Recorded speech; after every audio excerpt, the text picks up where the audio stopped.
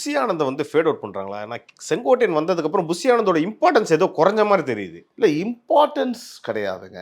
அதாவது எப்படின்னா ரெஸ்பான்சிபிலிட்டியை வந்து பிரித்து விட்டுருக்காங்கன்னு சொல்லலாம். இம்பார்ட்டன்ஸ் நம்ம சொல்ல முடியாது. சரி, அவர் வந்து பார்த்தீங்கன்னா இப்படி வச்சுக்கலாம். அவர் வந்து முதல் முறையாக கட்சி ஆரம்பித்து எல்லாம் பாடெல்லாம் வெளியிட்டு மாநாடு நடக்கும்போது அவர் மட்டும் தாங்க இருந்தார். சரியா, புரிஞ்சுக்கோங்க.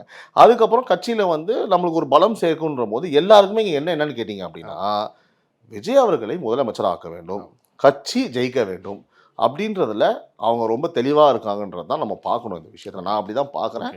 அப்படி தான் அவங்க கட்சிக்குள்ளேயே இருக்கும்.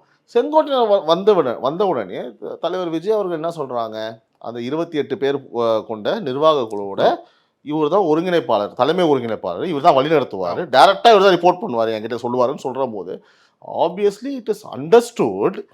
புஷி ஆனந்த், ஆதவ் அர்ஜுனா எல்லாருமே வந்து பார்த்தீங்கன்னா இவருக்கு கீழேனா இவர் தான் ஹேண்டில் பண்ணுவார்.